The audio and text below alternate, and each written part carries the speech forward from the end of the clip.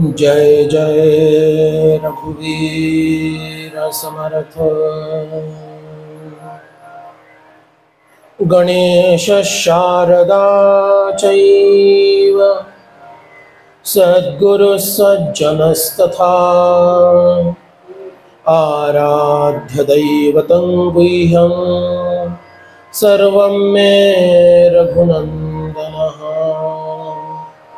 आदिनारायणं विष्णुं ब्रह्माणं च वसिष्ठकम्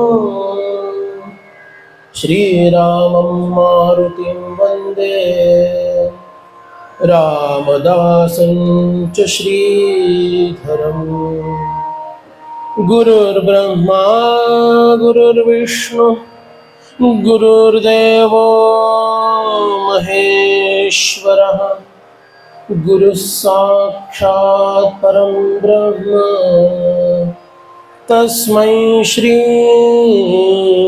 गुरवे नमः।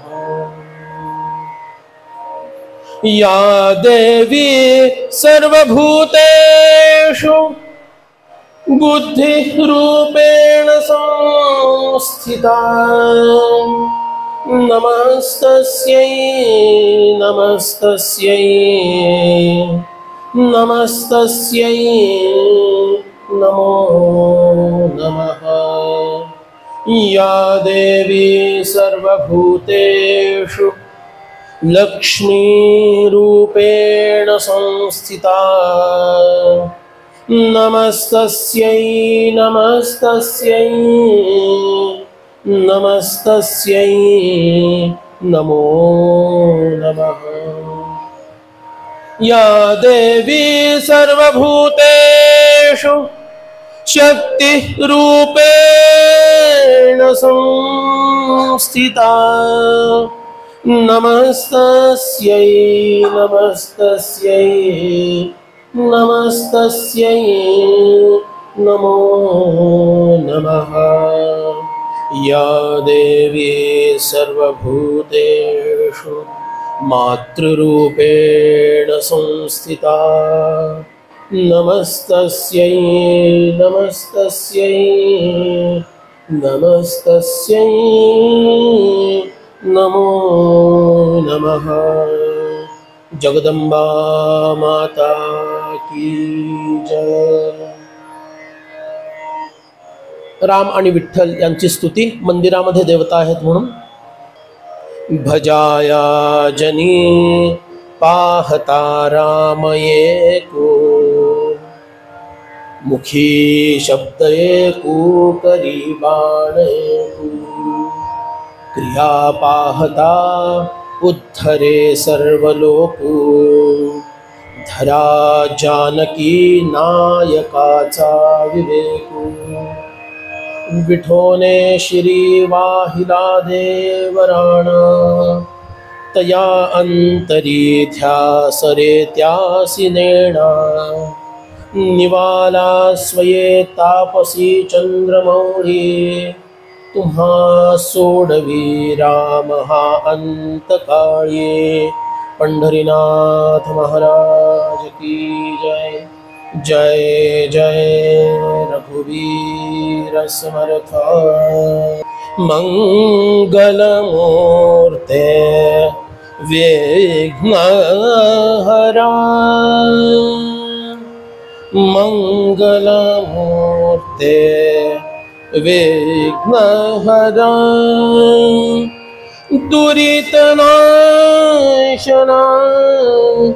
कृपा करा दुरितनाशना कृपा करा। मंगलमूर्ते विघ्नहरा मंगलमूर्ते विघ्नहरा दुरितनाशना कृपा करा दुरितनाशना कृपा करा। मंगलमूर्ते विघ्नहरा मंगलमूर्ते विघ्नहरा मंगलमूर्ते विघ्नहरा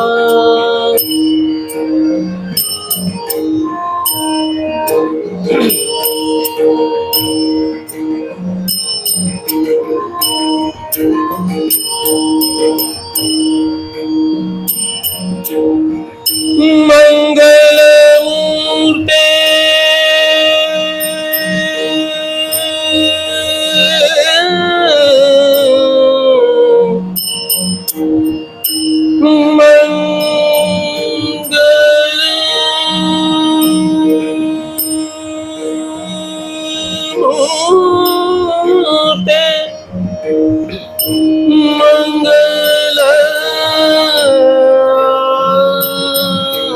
मंगलमूर्ते विघ्नहरा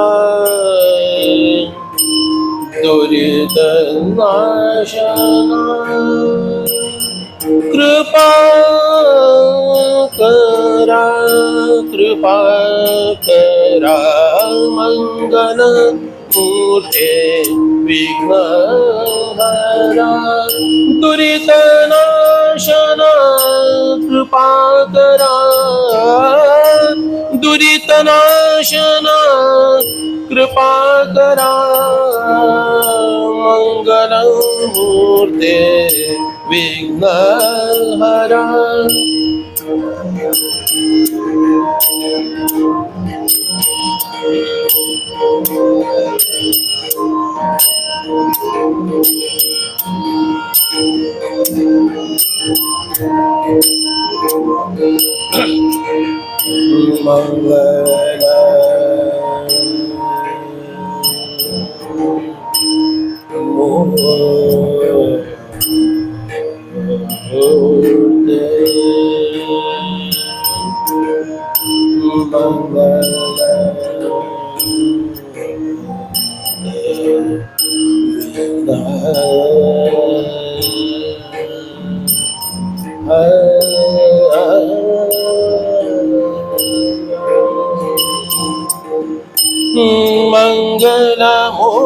मंगलमूर्ते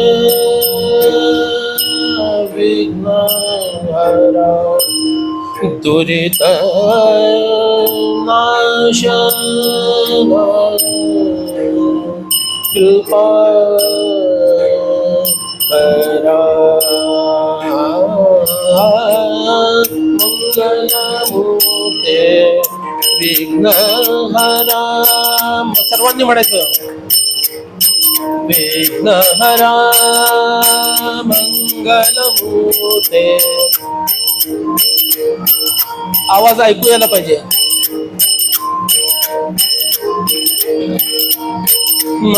मंगलमूर्ते विघ्नहरा दुरितनाशना कृपा करा दुरितनाशना कृपा करा म्हणा दुरित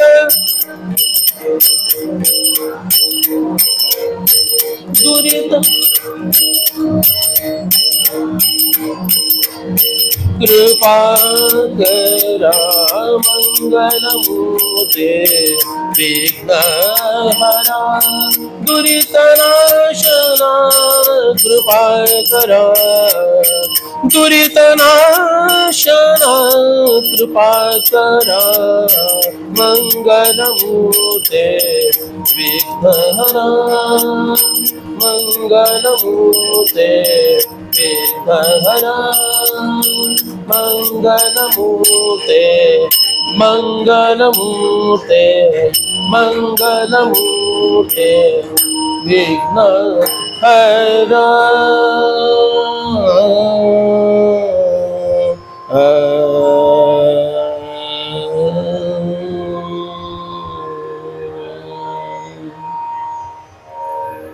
मंगलमूर्ती मोरया गणपति बाप्पा मोरया जय जय रघुवीर समर्थ। आजच्या या परमपावन अशा घटस्थापनेच्या शुभदिनी आपण सर्व कोथरूडवासी आणि दुरूनही सुद्धा काही लोक आलेले आहेत, दिसत आहेत मला माझ्या सकट,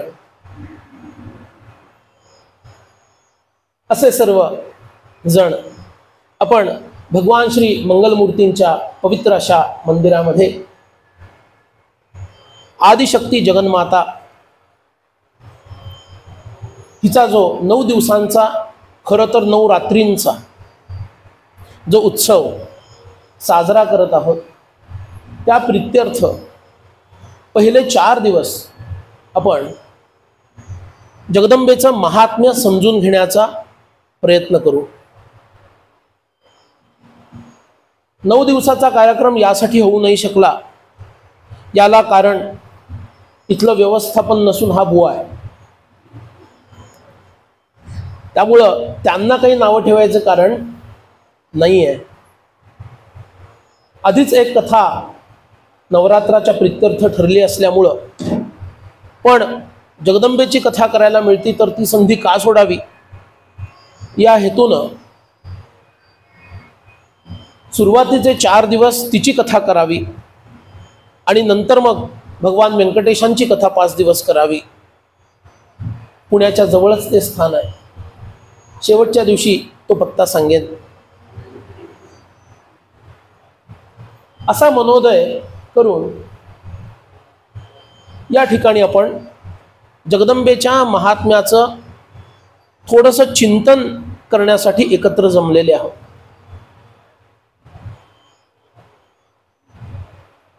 अर्थातच हे महात्म्य हे सद्ग्रंथांवर आधारित, श्रुती स्मृती पुराण आदिकांवर आधारित असेलच, पण ते एका ग्रंथाचं प्रतिपादन नसेल. देवी भागवत अथवा देवी पुराण याच्यातील कथा घेतल्या जातीलच, पण अमुक एक विशिष्ट ग्रंथ सांगणार आहे असं ते होणार नाहीये. त्याचा क्रम सुद्धा तसाच सांभाळला जाईल असंही होणार नाहीये. विशिष्ट गुणांचा विचार करून भगवती ते सद्गुण कसे प्रकट करते आणि तदनुषंगानं अन्य भक्तांना कशा पद्धतीने अनुग्रह करते, त्यांचं दुःख पाप कसं नष्ट करते, याचा थोडा परामर्श आपण घेणार आहोत. त्यासाठी संत चरित्रांमधून, भक्त चरित्रांमधून सुद्धा काही कथा आपण निवडणार आहोत. यामध्ये जगदंबेची जी 3 मुख्य रूप आहेत, सरस्वती, लक्ष्मी आणि काली, यांचा परामर्श घेण्याचा आपण प्रयत्न करू. आणि या सर्वांसहित तिचं जे एक प्रधान रूप आहे मातृरूपी, त्याचाही परामर्श आपण घेण्याचा प्रयत्न करू. तेव्हा या मंगल प्रसंगी आपण जगदंबेच्या स्तुतीनं प्रारंभ करत आहोत.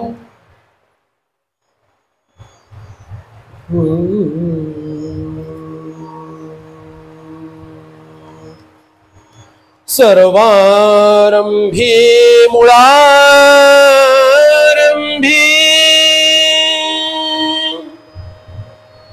वंदिजे गणनायकू विद्या सुबुद्धि देता है सर्वत्र तो भूमंडली चतुर्भुजा वेदमाता वीणा पुस्तकधारिणी वंदिता अंतरीवाढे स्फूर्तिरूपे प्रकाशते मुळीची मूळ मायाते आदिशक्ती परमेश्वरी आमुची कुलदेव्या है महिषासुरासी मर्दिनी शक्तिरूपे जगन्माता वर्तते जगदान्तरी त्रिलोकी जितुके प्राणी शक्ति वीण वृथा वृथा। जगदम्बा माता की जय। जय जय रघुवीर समर्थ। भीमपलासी घे, बॅकग्राऊंडला भीमपलासी.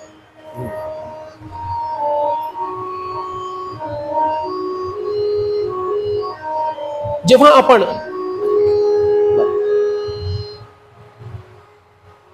ज्या वेळेला भगवतीचं चिंतन करतो त्यावेळेस प्राधान्यानं तिचे 3 गुण प्रकट होतात हे आपल्याला माहित आहे. तुम्ही पुण्यातील चोखंदळ असणारे असे श्रोते आहात, त्यामुळं तुम्हाला हा विषय नक्कीच माहिती आहे. त्याचा जास्त विस्तार करत नाही का, नंतर तुम्ही मला सांगाल बुवा इथं इथं चुकलात.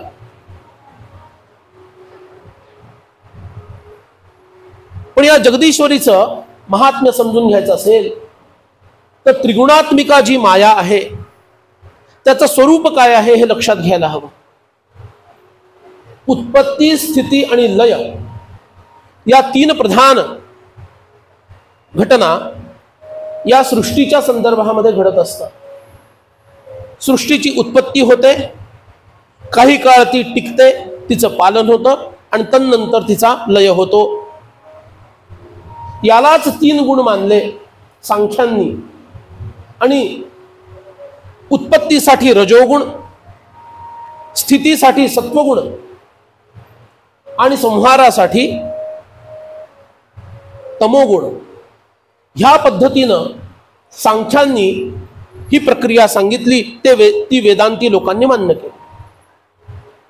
त्या अनुषंगानं देवी भागवतामध्ये भगवतीचं जे स्वरूप येतं ते स्वरूप कसं आहे.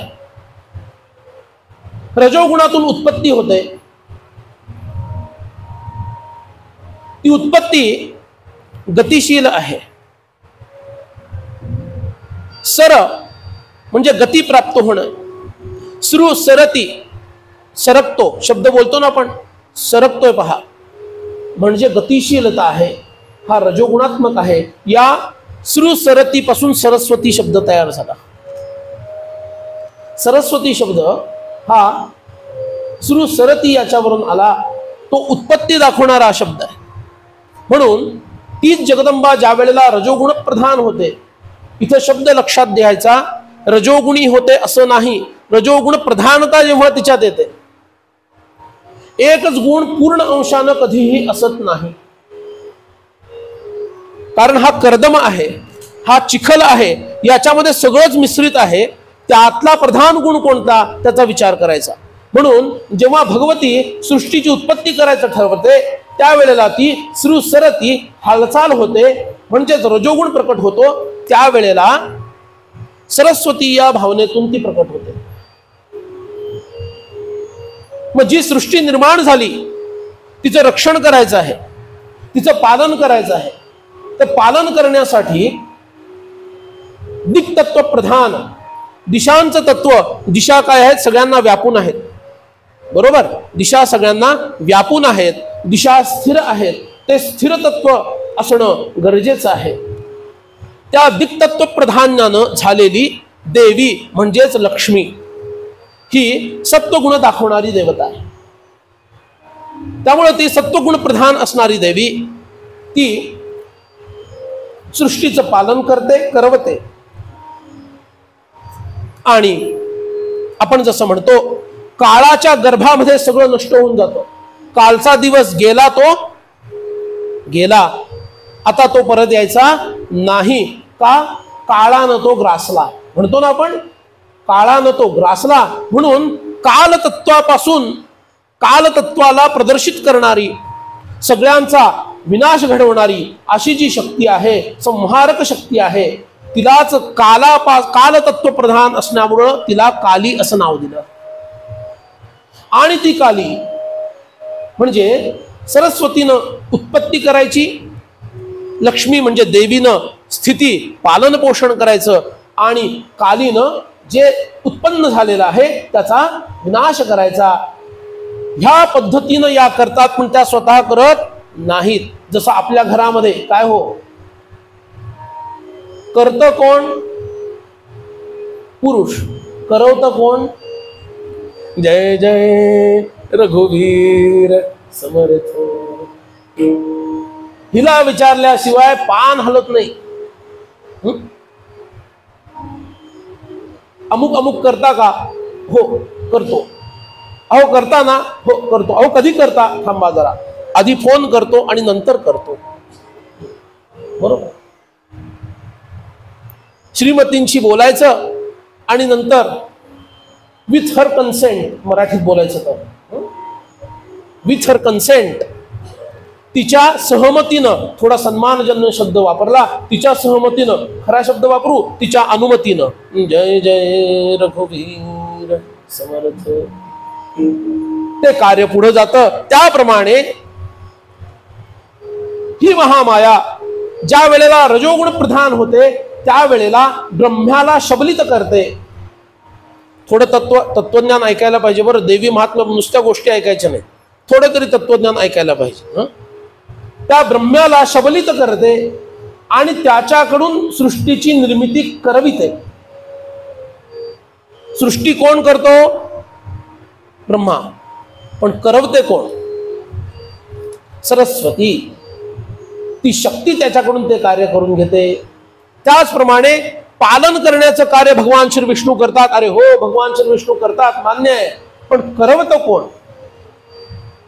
त्यांची जी शक्ती, वैष्णवी शक्ती जिला म्हटलं, ती जगदंबा लक्ष्मी, जिला देवी म्हणून म्हटलेलं आहे, ती देवीच ते सगळं करवते, कारण ती दिक्तत्व प्रधान आहे. आणि नंतर सृष्टीचा लय करण्याची जेव्हा वेळ येते त्यावेळेला तिचा संहार कोण करतं? भगवान रुद्र करतात खरं, पण करवतं कोण? काली, रुद्राणी ही संहारक शक्ती हे त्यांच्याकडून कार्य करवते. आणि म्हणून या 3 रूपांमध्ये त्याच आदिशक्तीचा सगळा प्रकल्प चालतो आणि तो युगानुयुग युगानुयुग चालतच राहिलेला आहे. त्यामुळं गणेश स्तवनानंतर सरस्वतीचं चिंतन व्हायला हवं, आपल्या परंपरेमध्ये आहे, म्हणून त्याचं थोडं चिंतन करूया.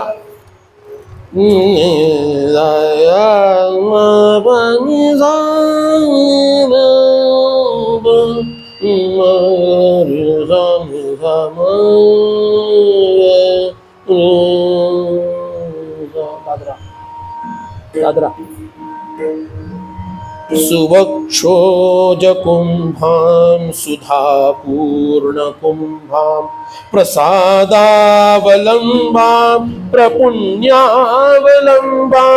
सदा सेन्दुबिंबां सदा नोष्ठबिंबां भजे शारदाम्बामजस्रं मदंबां कटाक्षे दयार्द्रां करे ज्ञानमुद्रां कलाभिर्विनिद्रां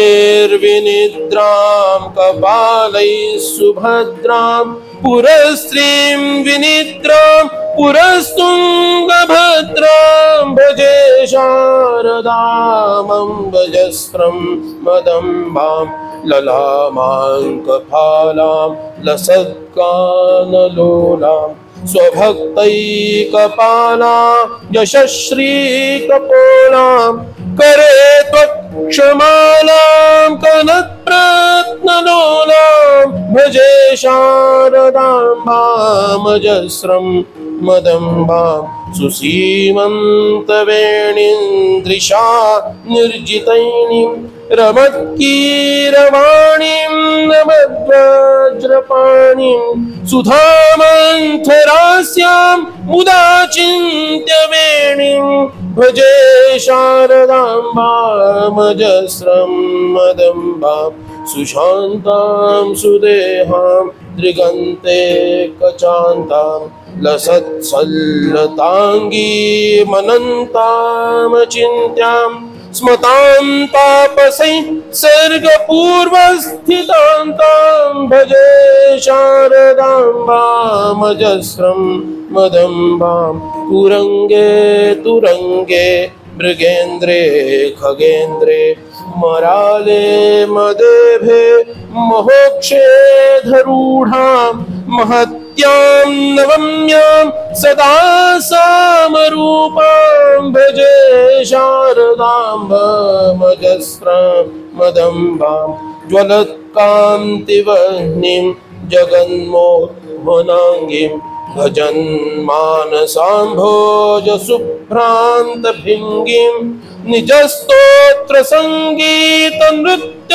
प्रभांगीं भजे शारदाम्बामजस्रं मदम्बां भवाम्भोजनेत्राज सम्पूज्यमानां लसन्मन्दहास प्रभावक्त्रचिह्नां चलच्चञ्चलाचारुताटङ्ककर्णां भजे शारदामञ्जस्रस्रामदम्बां भवाम्भोजनेत्राज सम्पूज्यमानां लसन्मन्दहास प्रभावक्त्रचिह्नां चलच्चञ्चलाचारुताटङ्ककर्णां भजे शारदाम्बामजस्रं मदम्बां भजे शारदाम्बामजस्रं मदम्बां भजे शारदाम्बामजस्रं मदम्बां।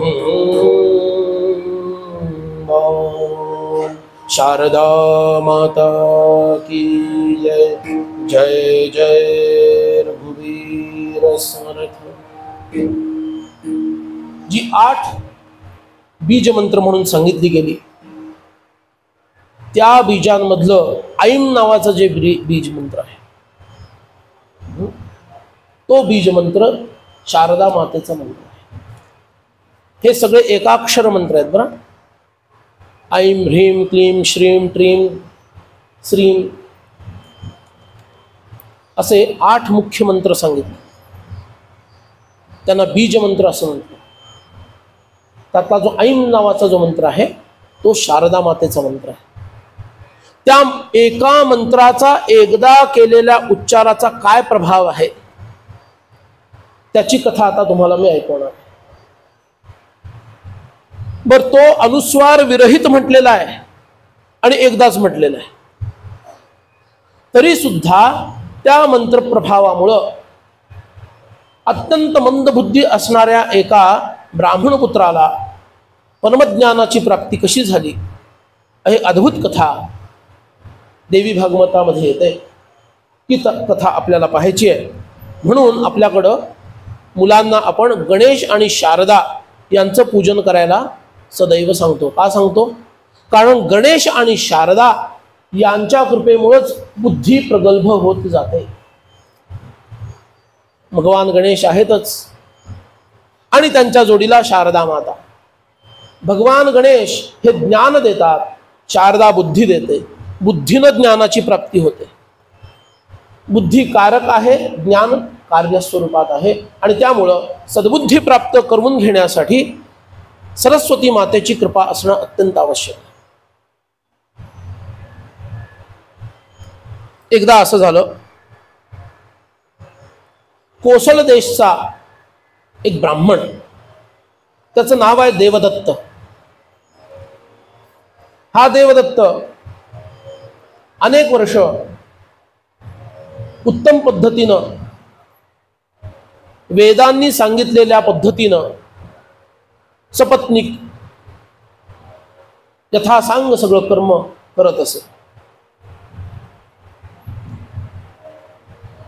अनेक वर्ष झाली, पण प्रारब्धाचा जोर अद्भुत असतो। आताच आम्ही येताना प्रारब्धाचा जोर बघितला।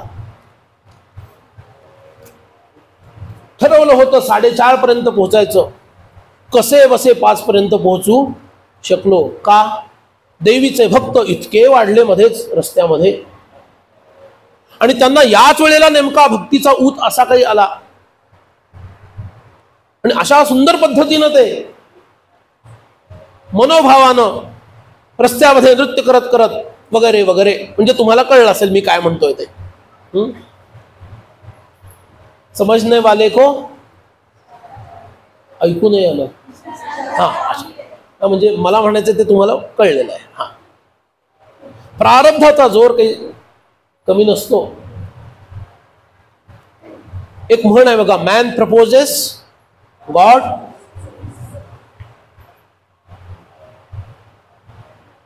इतका चांगला वागणारा, त्याची पत्नी सुद्धा पतिव्रता, उत्तम पद्धतीनं आचरण करणारे हे दोघं, पण आता म्हातारपण चाहूल द्यायला लागलं.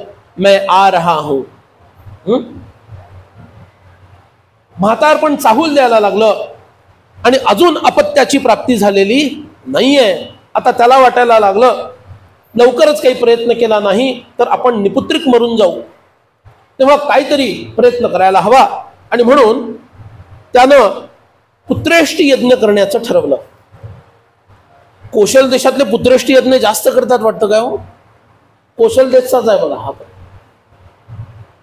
पुत्रेष्टी यज्ञ करायचं ठरवलं आणि पुत्रेष्टी यज्ञासाठी कुणाकुणाला बोलवलंय? सामान्य लोक नाही आहेत. ब्रह्मा म्हणून सुहोत्रास बोलवलं. ऋषी सुहोत्र हे ब्रह्मा झाले. अध्वर्यू याज्ञवल्क्यांना केलं. होता म्हणून बृहस्पतींना साक्षात आमंत्रण दिलं. प्रस्तोता पैलाला बनवलं. उद्गाता गोभिलांना बनवलं आणि इतर ऋषीमुनींना सदस्य बनवलं. हे काय सांगितलं मी? यज्ञाची जी पद्धत आहे त्याच्यामध्ये 4 वेदांना 4 स्थानं दिली जातात. मुख्य होता आहुती देणारा तो ऋग्वेदीय पाहिजे, ऋग्वेदाचा असला पाहिजे. तो होता म्हणजे साक्षात बृहस्पतींना बोलवलं. अध्वर्यू जो असतो तो यजुर्वेदीय असला पाहिजे. तो यजुर्वेदाचा मंत्र म्हणणारा कर्मकांड निपुण असा असला पाहिजे. याज्ञवल्क्यांना तिथं बोलवलं.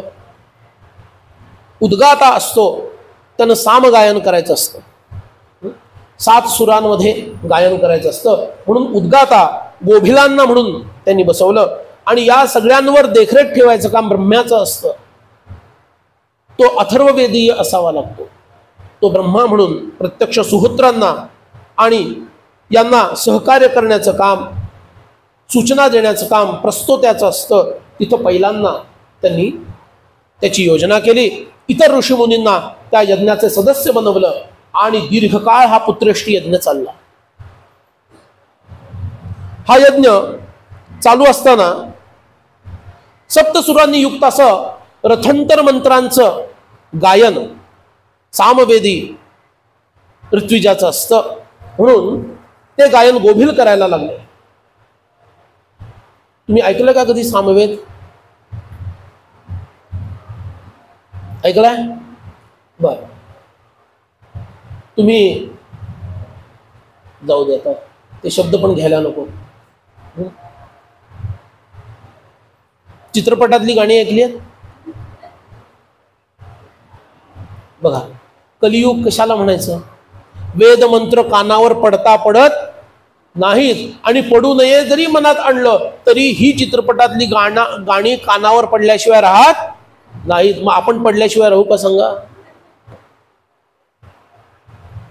वेदांनी काय सांगितलं? भद्रम कर्णेभिः शृणुयाम देवाः. कानांनी भद्र ऐका. आमच्या कानावर काय आदळतं? त्याच्या मागं अ लावल्यानंतर जे ते अभद्र आदळतं. भद्रम पश्येमाक्षभिः यजत्राः. डोळ्यांनी भद्र म्हणजे कल्याणकारी पाहावं. आम्हाला काय पाहायला मिळतं? दूरदर्शनचे कुठलाही चॅनल लावा, पहिल्यांदा जाहिरात, शेवटी जाहिरात, मध्ये पण जाहिरात आणि अधेमध्ये त्या चॅनलचा कार्यक्रम जो काही असेल तो निवडून घ्या. इतक्या जाहिरातींमधून तुमचा कार्यक्रम निवडून घ्या. आपल्याकडे आहे का असं?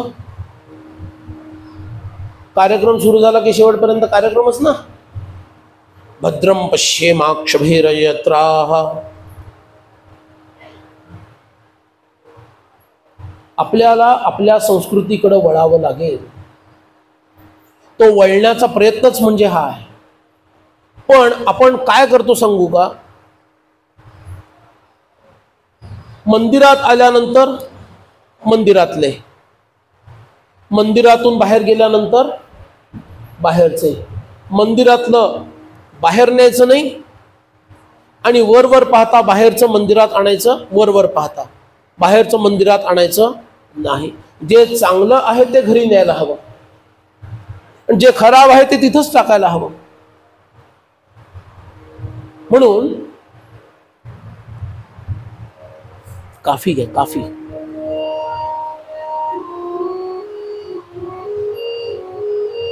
वेदांचा, श्रुतींचा, स्तोत्रांचा अभ्यास, श्रवण करण्याची वृत्ती वाढवली पाहिजे. वेदमंत्र म्हटले जात आहेत, यज्ञ उत्तम पद्धतीने चाललेला आहे. पण हळूहळू त्याचे उद्गाता आहेत गोभिल. या गोभिलांना थकवा यायला लागला. सारखे सारखे ते श्वास घ्यायला लागले. तुम्ही म्हणाल म्हणजे बिनश्वास घेता म्हणायचं असतं का? असं नाही. असं म्हणत करत करत ते मंत्र म्हणायला लागले आणि त्यामुळं त्यांचं मंत्रोच्चारण बेसूर व्हायला लागलं. आणि हे मंत्रोच्चारण जर बेसूर झालं तर त्याचा दुष्परिणाम यजमानाला भोगावा लागतो. यज्ञ सोपा नाहीये. यज्ञ करणं ही सोपी गोष्ट नाही. त्याचा दुष्परिणाम यजमानाला भोगावा लागतो. आणि देवदत्तांनी बघितलं, अरे यांची पट्टी चुकतीये. काळी 4 म्हटलं तर काळी 2, काळी 2 म्हटलं तर पांढरी 3, असं चाललेलं. मी यांचं बोलत नाही बरं, हे छान वाजवत आहे. तुमच्या इथल्याच आहेत, आशीर्वाद द्या मुलीला सगळ्यांनी.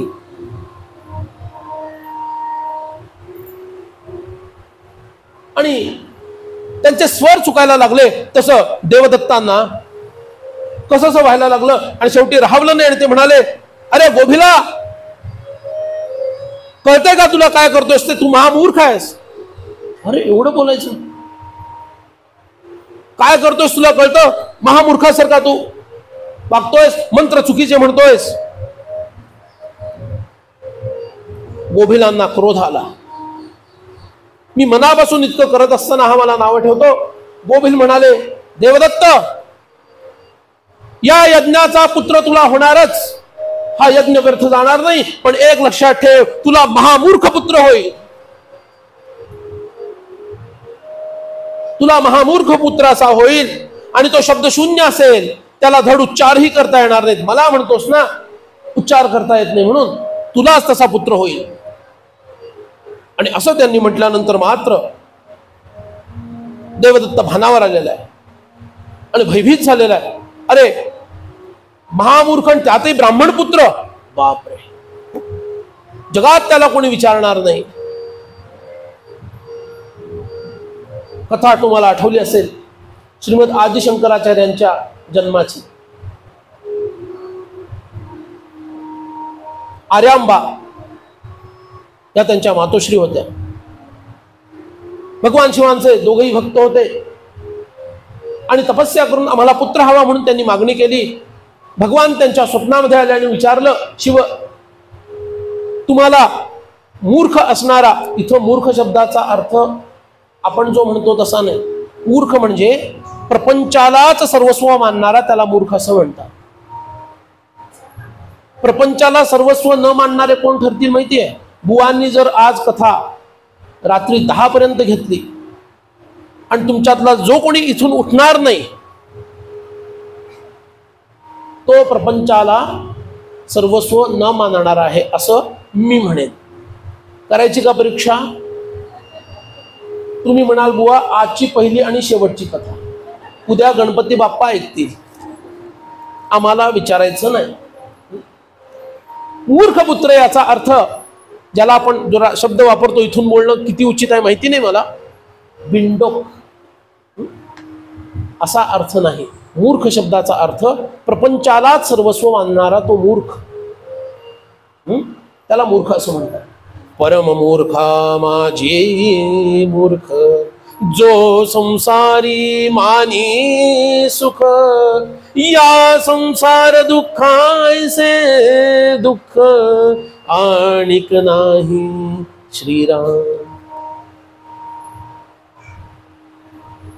म्हणून असा दीर्घायुषी मूर्ख पुत्र हवा की अल्पायुषी परमज्ञानी पुत्र हवा?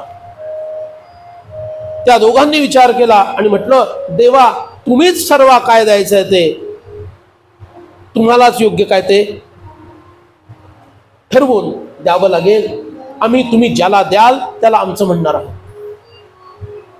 आणि आपल्या सगळ्यांना माहिती आहे त्यांनी अल्पायुषी महाज्ञानी पुत्र त्यांना दिला आणि शिवांच्या कृपेमुळे तो झाला म्हणून त्याचं नाव शंकर असं ठेवलं गेलं. बरोबर. आणि इथं गोभिलांनी शाप दिलेला आहे, तुला महामूर्ख पुत्र होईल आणि तो शब्द शून्य असेल म्हणजे त्याला एक वाक्य धड बोलता येणार नाही. मराठीत सांगायचं तर त्याला एक धड मराठी वाक्य कन्स्ट्रक्ट करता येणार नाही. प्रॉपरली मराठीमध्ये त्याला एकही वाक्य कन्स्ट्रक्ट करता येणार नाही. असा शब्दशून्य पुत्र होईल. त्यांनी गयावया केली, प्रार्थना केली. मी रागाच्या भरात काहीतरी उलटसुलट बोलून गेलो, त्याचा इतका मोठा तुम्ही मला शाप दिलेला आहे. आपण दयाळू आहात, इतका क्रोध न करावा. महापुरुषांना क्रोध शोभून दिसत नाही. मी आपल्याला शरण आलो आहे, मला उशाप द्या. आता जो शरण येतो ना त्याची बाजू सांभाळावी लागते, हा नियम आहे. महापुरुषांचं लक्षण काय आहे? परम अन्याय करुणी आला आणि साष्टांग नमस्कार घातला, तरी तो अन्याय क्षमा केला पाहिजे श्रेष्ठी श्रीराम. परम अन्याय करुणी आला आणि साष्टांग नमस्कार घातला, तरी तो अन्याय क्षमा केला पाहिजे श्रेष्ठी, तरच तो श्रेष्ठ ठरतो. पण साष्टांग नमस्कार घातला, एकदा अन्यायाला क्षमा केली आणि पुन्हा तो तसंच वागायला लागला, मग त्याला दुहेरी दंड आहे, दुप्पट दंड आहे. म्हणून गोभिलांना सुद्धा करुणा आली. ते म्हणाले, अरे रे, मी रागाच्या भरात बोललो खरा, पण माझा शाप लागल्याशिवाय राहणार नाही. ते म्हणाले, ठीक आहे बाबा देवदत्ता, मी जे बोललो ते तर घडणारच आहे, पण कालांतरानं तुझा पुत्र महापंडित होईल असा मी उशाप तुला देतो. कालांतरानं तुझा पुत्र महापंडित होईल असा मी तुला उशाप देतो. हे ऐकल्यानंतर मात्र देवदत्ताचे कान तृप्त झाले. त्यांनी त्यांचे पाय धरले आणि अत्यंत आनंदाने सद्गदित होऊन त्यांना अनेक वेळा वंदन केलं. उत्तम पद्धतीनं यज्ञाची पूर्णाहुती झाली. मी म्हटलं कथेतल्या या यज्ञाची पूर्णाहुती झाली, लगेच उठायचं, अजून कथा चालू आहे. पूर्णाहुती झाली यज्ञाची. सगळ्यांना भोजन देऊन सर्व ब्राह्मणांना, ऋषींना, इतर जनांना तृप्त केलं आणि त्यांची पत्नी रोहिणी हिला कालांतरानं गर्भधारणा झाली.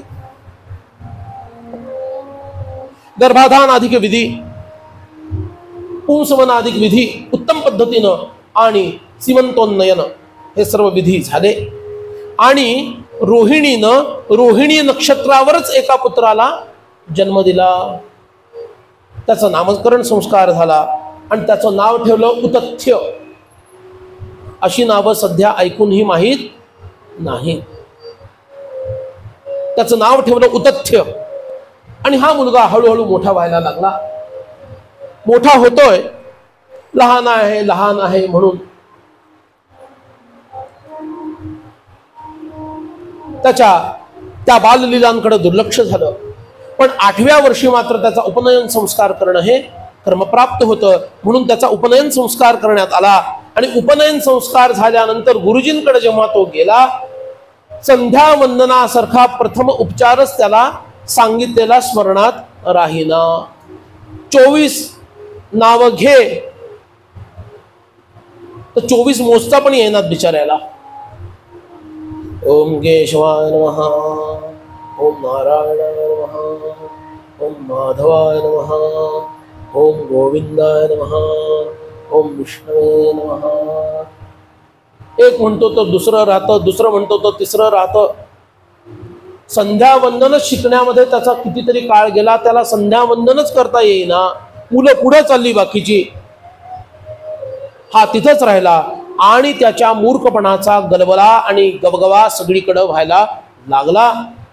पूर्वीच्या काळामध्ये जर ब्राह्मण पुत्र मूर्ख निपजला तर तो वाया गेला असं समजलं जात असे. त्याचा अपराध आहे, त्याचा दोष आहे, त्याचं पाप आहे म्हणून तो असा झालाय, अशी भावना असे.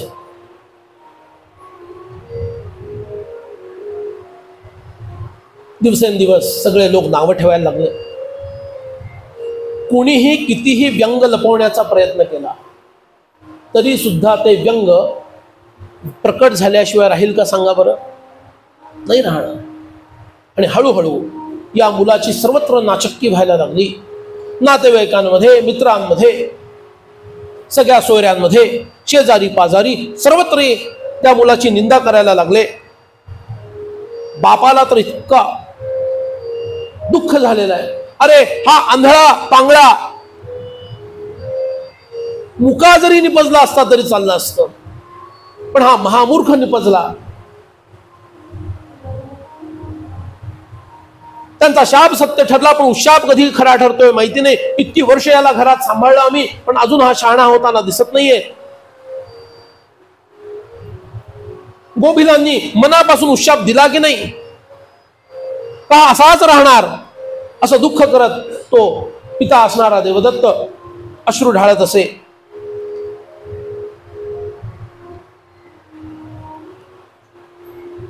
म्हणून एक गोष्ट सगळ्यांनी लक्षात ठेवायला पाहिजे.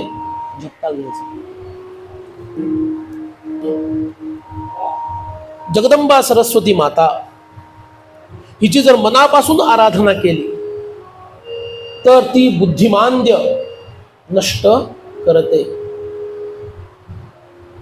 या कुंदेंदु तुषार हार धवला, या कुंदेंदु तुषार हार धवला, या माहितीये तुम्हाला म्हणा, तुषार हार धवला, या कुंदेंदु तुषार हार धवला, या शुभ्र वस्त्रावृता,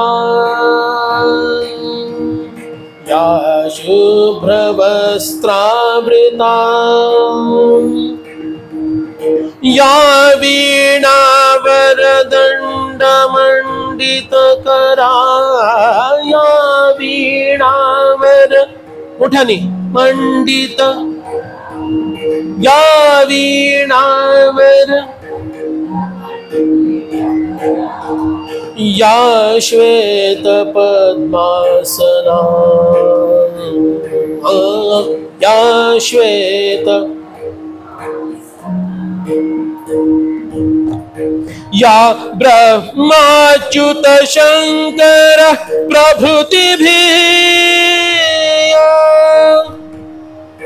ब्रह्माच्युत शंकर प्रभृतिभिः, प्रभृतिभिः, प्रभृतिभिः, या ब्रह्माच्युत शंकर प्रभृतिभिः,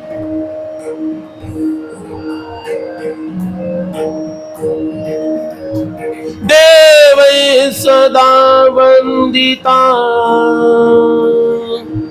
सामां पातु सरस्वती भगवती, सामां पातु सरस्वती भगवती, निशेष जाड्यापहा, सामां पातु सरस्वती भगवती, सामां पातु सरस्वती भगवती, निशेष जाड्यापहा, निशेष जाड्यापहा, निशेष जाड्यापहा. या कुंदेंदु तुषार हार धवला या कुंदेंदु तुषार हार धवला या कुंदेंदु तुषार हार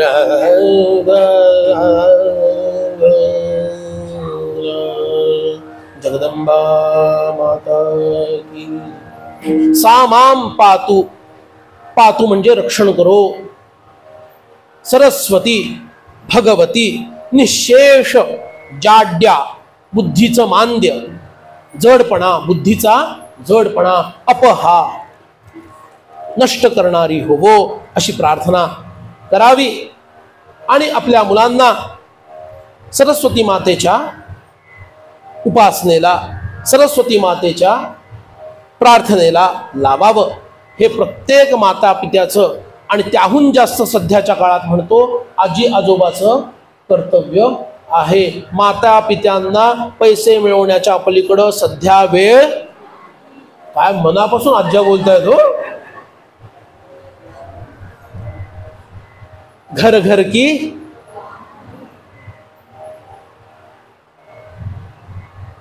मी तर ऐकलं हल्ली मुलंच म्हणे नोकरी करणार नसेल तर मला अमक्या अमक्याशी विवाह करायचा नाहीये असं म्हणतात। असं कानावर आलं बरं। तुम्ही म्हणाल बुवा तुम्हाला हे उद्योग काय करायचे, तुमचा आश्रम कोणता, तुम्ही सांगताय काय? पण समाजात गेल्यानंतर समाजाचा प्रश्न सोडवण्यासाठी आमचा उपयोग नसेल, समाजाचे प्रश्न सोडवण्यासाठी आमचा जर उपयोग नसेल आणि फक्त हवेतल्याच गप्पा मारण्यासाठी आमचा उपयोग असेल तर काय अर्थ आहे? समाजाला हा मार्ग स्वीकारलेल्या लोकांचाही उपयोग आहे, पण तो त्यांनी इतरांसाठी मार्ग खुला करवून दिला पाहिजे। म्हणून सध्या मुलांकडे लक्ष द्यायला आई बापांना वेळ अजिबात नाही। आता आजी आजोबांनीच तिकडे लक्ष द्यायचं। आपल्या नातवावर गणेश आणि शारदा या देवतांचा अनुग्रह जर घडवायचा असेल, त्यांना बुद्धिमान बनवायचं असेल तर आजी आजोबांनी हे व्रत स्वीकारायला हवं आणि आपल्या पारमार्थिक जीवनातला हा एक अविभाज्य घटक बनवला पाहिजे। कारण तुम्हालाच आता तुमच्या नातवांना संस्कारित करावं लागेल। आई वडील मुलांसाठी फक्त शनिवार आणि रविवारी भेटू शकतील जर मोबाईलचं व्यसन नसेल त्यांना तर। असो, या मुलाला इतकं दुःख झालं, तो विचार करू लागला मला कोणीच घरात विचारत नाही, मित्रांमध्ये तर मला वाळीतच टाकल्यासारखं केलेलं आहे, माझ्या जगण्याला काही अर्थ राहिलेला नाही, तेव्हा आता इथे राहायलाच नको। आणि असा विचार करून हा मुलगा गंगेच्या काठी वनामध्ये निघून जातो। आणि वनामध्ये निघून गेल्यानंतर तिथे छान कुटी बांधतो, पर्णकुटी। इतका बुद्धीनं जड असला तरी कुठल्याही आर्किटेक्टला न बोलवता, कुठल्याही सिव्हिल इंजिनियरची अपॉइंटमेंट न घेता, अगदी भरभक्कम, अरे 14 वर्ष तो तिथे राहिलाय पण उल्लेख नाही आहे की त्यांनी पर्णकुटी बदलली म्हणून। म्हणजे काय, पर्णकुटी भक्कम बांधली ना 14 वर्ष, जी टिकली अशी। त्या ठिकाणी तो राहिला, पण बिचाऱ्याची गंमत बघा, त्याला कुठली उपासना करायचं सुचत नाही, अमुक मंत्र म्हणावा हे त्याला सुचत नाही, तपस्या करावी ते सुचत नाही, बुद्धीच चालत नाही, काय करणार? पण एक गोष्ट त्याच्याकडे विशेष होती आणि ती गोष्ट म्हणजे तो सत्यवादी होता। काय होता? सत्यवादी होता। किती अवघड गोष्ट आहे ना सध्या। मगाच्या प्रारब्धाचा विषय जर मी बोललो नसतो तर तुम्ही बुवा मुद्दाम उशिरा आले असंच म्हणाला असतात तुम्ही, सांगा। आता मी जे बोललो त्याच्यावर तुम्ही विश्वास ठेवला, हा तुमच्या श्रद्धेचा विषय आहे। पण ज्यांनी मला इथं आणलं त्याच्याशिवाय मी काय केलं नेमकं हे त्याला आणि मला दोघांनाच माहिती आहे, आणि बाप्पाला माहिती आहे. सत्यनिष्ठा हा फार अवघड विषय होत चाललेला आहे. आणि सध्याच्या काळामध्ये मध्ये मध्ये थोडं खोटं बोलावंच लागतं. याला एक शब्द दिलेला आहे, टर्मिनॉलॉजी. तो काय शब्द आहे? स्मार्टनेस. काय शब्द आहे? स्मार्टनेस. अहो बुवा, असं खरं बोलून चालत नाही. मध्ये मध्ये थोडं थापा मारायचाही अभ्यास केला पाहिजे. याला म्हणायचं स्मार्टनेस. पण असा हा स्मार्ट नसल्यामुळं बघा, देवाची कृपा कुणावर होते याचा नीट विचार आपण करूया. एकाच कथेला अनेक पैलू असतात. हा हुशार नाही, त्याची बुद्धी चालत नाही, त्याला जप कोणता करायचा कळत नाही, तपस्या कोणती करायची कळत नाही, कधी उठावं कधी झोपावं हेही कळत नाही, कसा बसा बिचारा स्वयंपाकही जमत नाही. पण त्यावेळेला इतका विकास झाला नसल्यामुळं वेळच्या वेळी झाडांना वेळच्या वेळी फळं लागत असत. वृक्षतोड एवढ्या प्रमाणात झाली नव्हती, इतका विकास तो झाला नव्हता ना त्या काळामध्ये. त्यामुळं वृक्षतोड झाली नव्हती, जंगलं बऱ्यापैकी होती, पाऊस वेळच्या वेळी पडत होता. का? इतका विकास नसल्यामुळं. करा विकास. अरे विकास करताय की भगास करताय? Return to your roots. आजची प्रकृती आम्हाला तेच सांगत आहे. लवकरात लवकर तुमच्या मुळाकडे चला. पाश्चात्यांच्या अंधानुकरणामध्ये आपल्या संस्कृतीचा आणि आपल्या पर्यावरणाचा ऱ्हास करू नका. अरे जिथं जाल ना तिथं तुम्हाला, आमचं फिरणं खूप होतं, अशा निमित्तानं खूप फिरणं होतं. जिथं जाल त्या ठिकाणी तुम्हाला डोंगर पाडले जात आहेत असं दिसतं. अरे या वेळेला इथं डोंगर होता ना बुवा, तो पडला. कधी? 4 महिन्यापूर्वी पाडला. आता काय? Road widening. फार चुकीच्या दिशेनं वाटचाल सुरू आहे. या संस्कृतीला जपणं हे आपलं कर्तव्य आहे. आपण अशी एक विचित्र पिढी घडवत आहोत की जी पिढी आपल्या मुळाला विसरलेली आहे आणि अंधपणे पाश्चात्यांचं अनुकरण करत आहे. मनामध्ये राहिलेला हा बिचारा फळं मुळं खाऊन राहिला. पाहता पाहता तब्बल 14 वर्ष झाली. त्याला वडिलांनी ये म्हटलं नाही घरी. अरे वडील तर राहिले वडील, आईनी सुद्धा घरी चल असं कधी म्हटलं नाही. नको, याच्यामुळे आमचं नाक कापलं जातं. नको असा मुलगा. बिचारा तो तिथंच गंगेच्या काठी राहिला. पण एक वैशिष्ट्य त्याचं असं की तो सत्यवादी होता आणि ते सत्यवादिताच त्याला किती कामाला आली बघा. मना सर्वथा सत्य सांडू नको रे. मना सर्वथा मिथ्य मांडू नको रे. मना सत्य ते सत्यवाचे वदावे. मना मिथ्य ते मिथ्य सोडून द्यावे. सद्गुरुनाथ महाराज की जय. जय जय रघुवीर समर्थ. सत्यं ब्रूयात् प्रियं ब्रूयात् न ब्रूयात् सत्यमप्रियं. प्रियं च नानृतं ब्रूयात् एष धर्मः सनातनः. बोलण्याच्या बाबतीत सनातन धर्म काय शिकवतो? सत्यं ब्रूयात्. कधीही सत्यच बोला. कधीही सत्य बोला. सत्यं ब्रूयात्. पण सत्य आहे म्हणून अप्रिय बोलू नका. अरे लंगड्या इकडं ये, अरे मूर्खा इकडं ये. नाही, तू बोललास ते सत्य आहे. तो लंगडा आहे, हा मूर्ख आहे. पण सत्य बोलण्याच्या नावाखाली अप्रिय बोलू नये. प्रियं ब्रूयात्. पहिली कंडिशन सत्यं ब्रूयात्. दुसरी कंडिशन प्रियं ब्रूयात्. तिसरी कंडिशन न ब्रूयात् सत्यम अप्रियम. सत्य आहे पण अप्रिय आहे, बोलू नका. न ब्रूयात सत्यम अप्रियम. बर, मग प्रिय बोलायचंय म्हणून थापा मारायच्या. प्रियम च नानृतम ब्रूयात. प्रिय पण खोटं नसलेलं असं बोला. प्रियम च नानृतम ब्रूयात एष धर्मः सनातनः. वाणी कशी असायला हवी याचे 6 निकष शास्त्रांनी सांगितले. पहिला निकष सत्य बोला. दुसरा निकष प्रिय बोला. तिसरा निकष अप्रिय असणारं सत्य बोलू नका.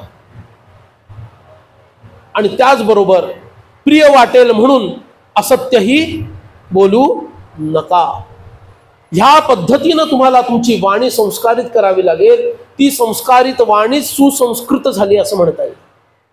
ती वाणीच सुसंस्कृत झाली असं म्हणता येईल. आणि म्हणून वाणी आपली जर सत्यवादी असेल, विचार जर सत्यवादी असतील, तर आपल्या जीवनामध्ये कोणताही आविष्कार घडू शकतो. ही कथा आपल्याला शिकवते. काय घडलं बघा आता. 14 वर्ष हा अशा पद्धतीनं राहिला. सगळीकडं तो मूर्ख आहे ही जशी प्रसिद्धी होती, त्याचप्रमाणे तो सत्यवादी आहे ही सुद्धा प्रसिद्धी हळूहळू हळूहळू सर्वत्र झाली. आणि एकदा अशी घटना घडली.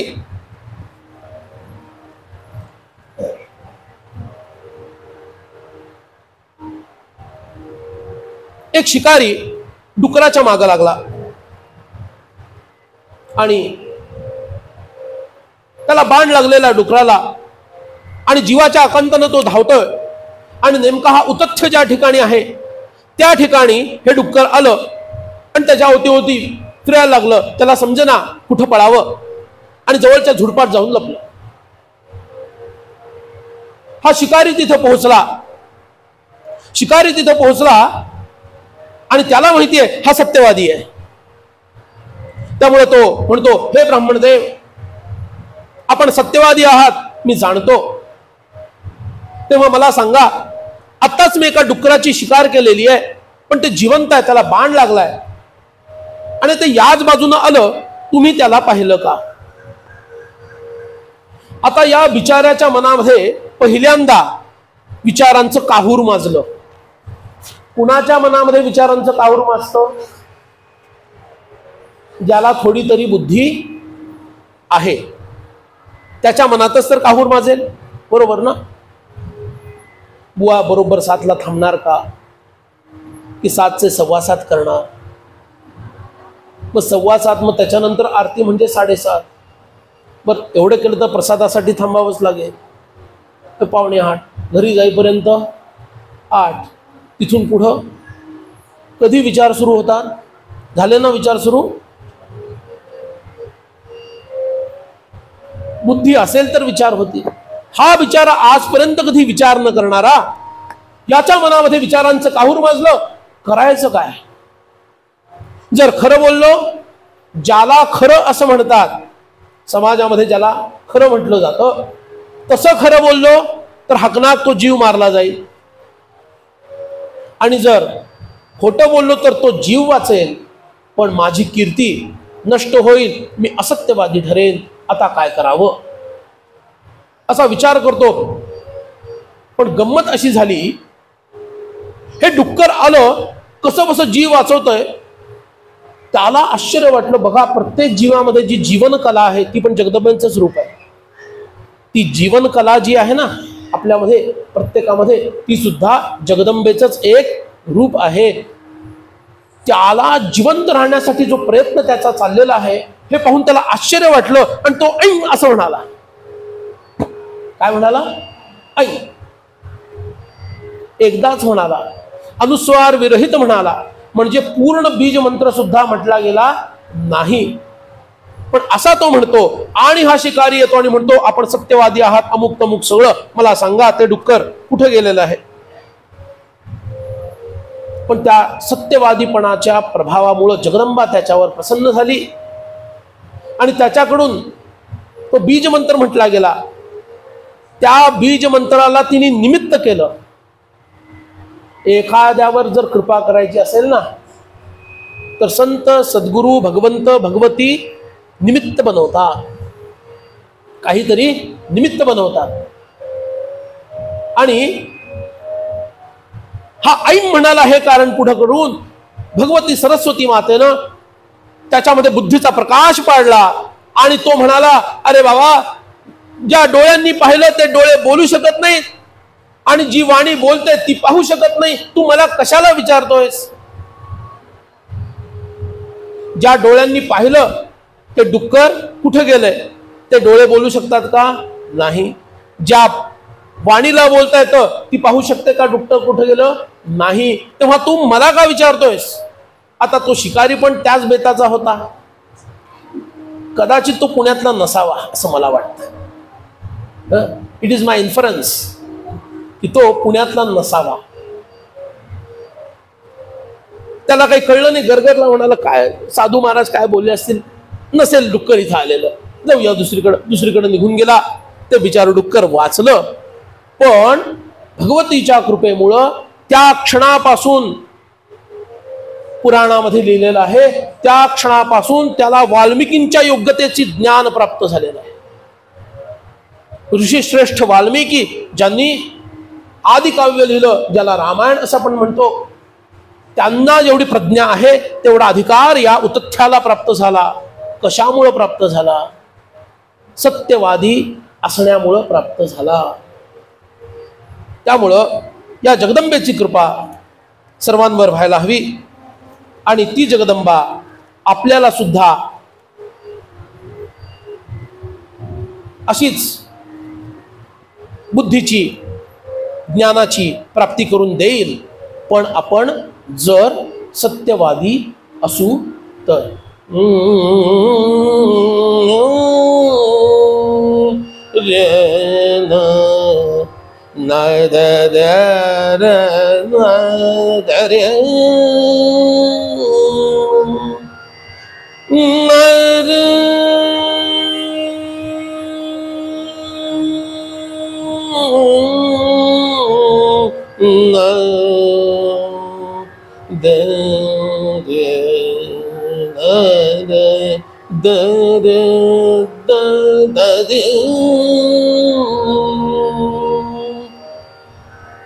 वंदा वंदा रे शारदा, वंदा वंदा रे शारदा, वंदा वंदा आधे नादाती, वंदा वंदा रे शारदा, वंदा वंदा रे शारदा.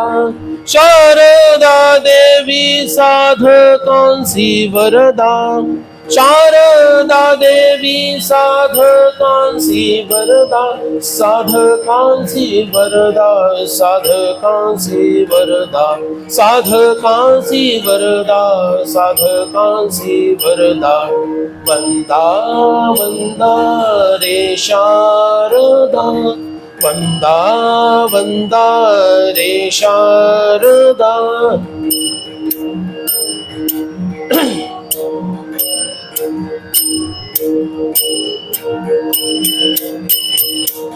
परा पश्यन्ति मध्यमा, परा पश्यन्ति मध्यमा, प्रसन्न होते उत्तमा मध्यमा, प्रसन्न होते उत्तमा मध्यमा.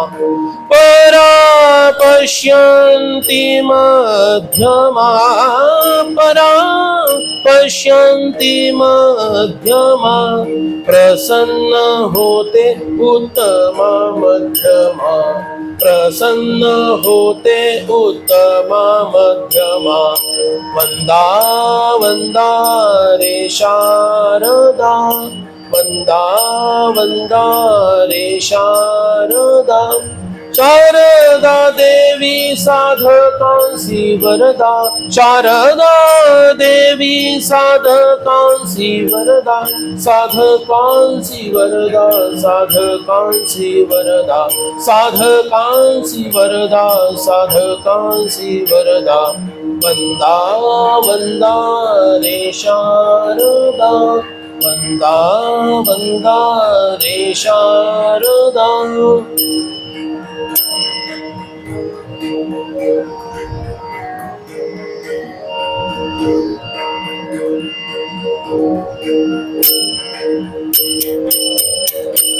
त्रैलोकी जाणती कळा, त्रैलोकी जाणती कळा, तये वीण कळाची होते विकळा, तये वीण कळाची होते विकळा, त्रैलोकी जाणती कळा, त्रैलोकी जाणती कळा, तये वीण कळाची होते विकळा, तये वीण कळाची होते विकळा, वंदा वंदा रे शारदा, वंदा वंदा रे शारदा, शारदा देवी साधकांसी वरदा, शारदा देवी साधकांसी वरदा, साधकांसी वरदा, साधकांसी वरदा,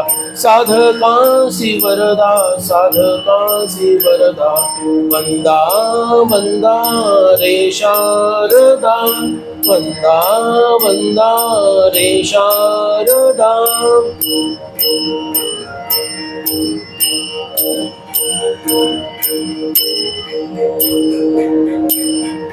दास म्हणे ही प्रचिती, दास म्हणे ही प्रचिती, सकळ जगी देतसे जगज्योती, सकळ जगी देतसे जगज्योती, दास म्हणे ही प्रचिती, दास म्हणे ही प्रचिती, सकळ जगी देतसे जगज्योती, सकळ जगी देतसे जगज्योती, वंदा वंदा रे शारदा, वंदा वंदा रे शारदा, शारदा देवी साधकांसी वरदा, शारदा देवी साधकांसी वरदा, साधकांसी वरदा, साधकांसी वरदा,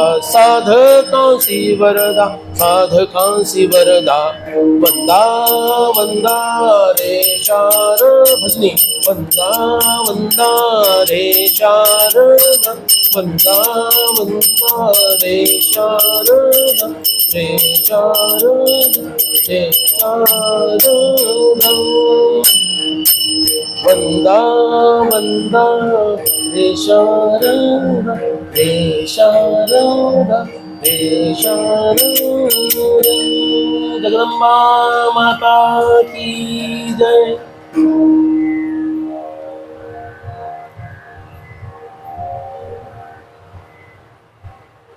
शारदा मातेची लीला परम अद्भुत अशी आहे। दासबोधामध्ये शारदा मातेबद्दल फार अद्भुत असे ओव्या व श्लोक आहे। इतकं सुंदर समर्थांनी सांगितलं कशी आहे ही शारदा माता। ही शारदा माता म्हणजे प्रत्यक्ष गुरुकृपा आहे। या शारदा मातेचं वैशिष्ट्य काय आहे, ती प्रकट होत नाही, पण ती गुरूंच्या माध्यमातून, योग्यांच्या माध्यमातून साधकांवर कृपा करायचं कार्य करते।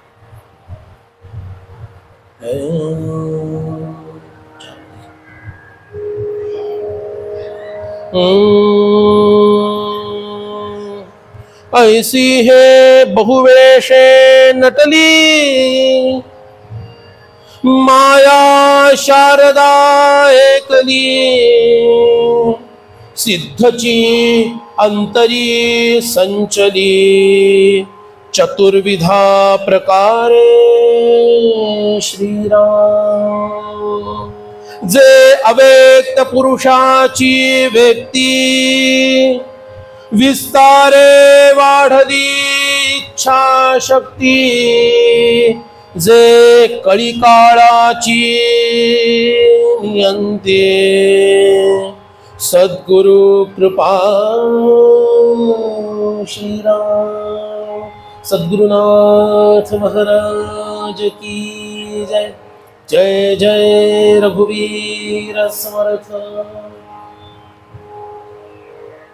शारदा माता सद्गुरूच्या कृपेच्या रूपामध्ये प्रकट होते।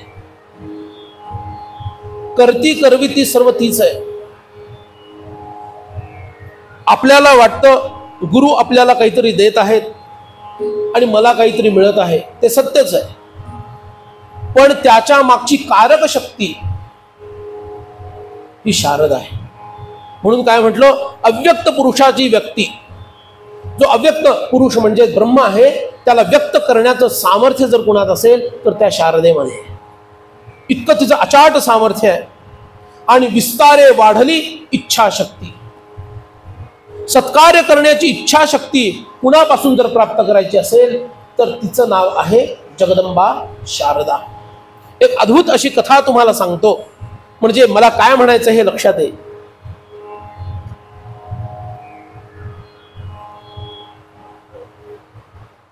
एक ब्राह्मण पुत्र होता।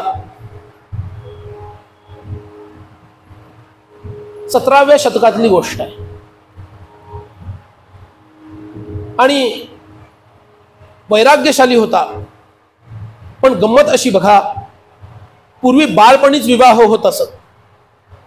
आपल्याला माहिती आहे, समर्थांचं उदाहरण आहे। कितव्या वर्षी त्यांचा विवाह करण्याचं त्यांच्या मातोश्रींनी योजलं? त्यांच्या वयाच्या 12व्या वर्षी। त्यांच्या वयाच्या हा शब्द विसरायचा नाही। त्यांच्या वयाच्या 12व्या वर्षी त्यांचा विवाह करायचा त्यांच्या मातोश्रींनी ठरवलं। आणि त्यांनी काय केलं सगळं तुम्हाला माहिती आहे। लहानपणी वैराग्य लक्षात येत नाही। हा पुत्र विरागी आहे की नाहीये, मधल्या मुघलांच्या काळामध्ये, त्याच्या आधीच्या बौद्धांच्या काळामध्ये ही अद्भुत अशी परंपरा आमची नष्ट झाली। मुलांना गुरुगृही पाठवलं जात असे आणि समावर्तनाच्या वेळेला, म्हणजे विद्याग्रहण झाल्यानंतर त्या मुलाच्या वागण्याकडे लक्ष देऊन, त्या मुलाच्या आचार विचाराकडे पाहून गुरूंना कळत असेल की हा गृहस्थाश्रमाचा अधिकारी आहे की ब्रह्मचर्यातून थेट संन्यास देण्याचा अधिकारी आहे। म्हणून आपल्याकडे धर्माचे 2 विधा आहेत। पहिली विधा तिचं नाव आहे निवृत्तीपरायण आणि दुसरी विधा आहे प्रवृत्तीपरायण। निवृत्तीपरायण जी विधा आहे धर्माची, त्यामध्ये ब्रह्मचर्य आश्रमातून थेट संन्यास आहे। आणि प्रवृत्तीपरायण जी विधा आहे त्यामध्ये ब्रह्मचर्यातून गृहस्थाश्रम, गृहस्थाश्रमातून वानप्रस्थाश्रम आणि वानप्रस्थाश्रमाच्या नंतर संन्यासाश्रम। पण शेवटी त्यालाही कुठे पोहोचायचं आहे? गृहस्थाला सुद्धा कुठे पोहोचायचं आहे? म्हणवत नाही हो, अजिबात म्हणवत नाही बघा। इथंच तर आमचं घोडेपेंड खाते। माझा प्रपंच संपला असं विवाह झाल्यानंतर कितव्या वर्षी आपण म्हणू शकतो? बुवा असलं काही सांगणार असाल तर उद्यापासून आमची अपेक्षा ठेवू। कोण हरकत नाही म्हटलं, मला खूप बरं वाटलं, गुदगुल्या झाल्यासारख्या वाटल्या। अरे शेवटपर्यंत वाटत नाही माझा संसार संपलेला आहे। एक गोष्ट लक्षात ठेवायची, ज्या प्रवृत्तीचं पर्यवसान प्रवृत्तीमध्येच होतं तो अधःपाताला जातो, आणि ज्या प्रवृत्तीचं पर्यवसान निवृत्तीकडे जातं तो ऊर्ध्वगतीला जातो। कारण आपल्याला नरदेहात आल्यानंतर निवृत्ती गाठायची आहे। त्याला रिटायरमेंट हा शब्द फार चुकीचा आहे, लक्षात घ्या, किंवा रिटायरमेंट शब्दाला निवृत्ती हा शब्द वापरणं चुकीचं आहे। कारण आपल्याला नरदेहात, म्हणजे नरदेह किंवा नारीदेह दोन्ही आले त्यामध्ये, हे साधल्यानंतर आपल्याला निवृत्तीपरायणच व्हायचं आहे। ज्याला थेट उडी मारता येत नाही, हनुमंतांनी उड्डाण केलं आणि काय केलं, थेट लंकेत पोहोचले, बरोबर आहे ना. पण ज्यांना थेट उड्डाण करता येत नाही त्यांच्यासाठी स्टेप बाय स्टेप, पायरी पायरीनं चढून पाही मूळपर्यंत, मुळापर्यंत प्रत्येकाला जायचं आहे. एकानं पायरी पायरीनं जायचं, एकानं उड्डाण करून जायचं. पण दोघांनीही जायचं कुठं आहे, त्याच ठिकाणी. आणि ते ठिकाण म्हणजेच कथेच्या प्रारंभाच्या वेळेला जे मी म्हटलं, आपल्या मुळापर्यंत आपल्याला पोहोचायचं आहे. त्या मुळापर्यंत पोहोचण्याच्या प्रक्रियेलाच निवृत्तीपरायणता असं म्हणतात.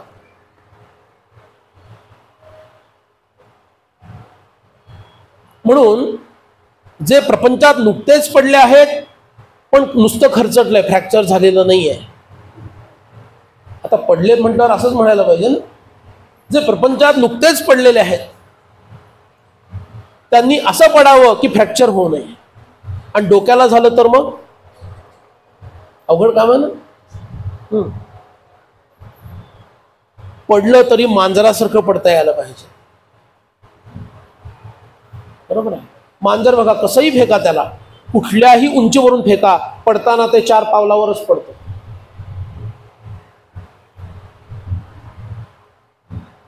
आपल्याला जीवनामध्ये निवृत्ती गाठायची आहे, हे ध्येय लक्षात ठेवून प्रवृत्तीमध्ये प्रवेश करायचा. आणि हे पूर्वी सांगितलं जात असे, ती सांगण्याची प्रक्रिया ब्रिटिशांच्या कृपानुग्रहानंतर बंद झाली. ब्रिटिशांच्या कृपानुग्रहानंतर ही प्रक्रिया बंद झाली आणि आम्ही त्यांच्यासारखेच वागायला लागलो. आपल्याला हे बदलायचं आहे. हा मुलगा सुद्धा असाच होता. बालपणी विवाह झाल्यामुळं त्याला आता समर्थांसारखं बिचारायला जमलं नाही, पळून जायचं, काय बोलावं. पण ह्याचं विशेष असं लक्षच लागे ना प्रपंचामध्ये. बरं, एकी बरोबर पटत नाही वाटतं, ही आवडलेली दिसत नाहीये असं तिच्या आईला वाटल्यामुळं त्या मुलाच्या आणखी एक विवाह लावून दिला. आता एका घरामध्ये हा एक आणि 3 बायका, त्याच्या वडिलांचा काही उल्लेख नाहीये. त्या मुलाचं नाव आहे दिनकर. मुलाचं नाव आहे दिनकर. हा भिंगार गावचा, आजच्या नगर जिल्ह्यात ते गाव अजूनही आहे. हा भिंगार गावचा हा मुलगा. आणि जसा तो मोठा व्हायला लागला तसं त्याला त्या आपल्याच पत्नींबरोबर पत्नी भावानं त्यांच्याशी वागायला अवघड जायला लागलं. का? त्याचा मूळ पिंड काय होता, वैराग्याचा होता. त्यामुळं आता तो त्यांच्या जवळ जायलाही घाबरायला लागला बिचारा. गंमत अशी व्हायची, 2 सवती आणि त्यांची 1 सासू आणि हा मध्ये. म्हणजे काय होतं त्या माणसाचं मग? काकूंनी बरोबर उत्तर दिलं. सँड अँड विच, सॉरी काहीतरी उगीच वेगळंच बोललो मी. सँडविच होऊन जातो. ज्याला विनोद कळला त्याला कळला, बाकीचं जाऊ दे.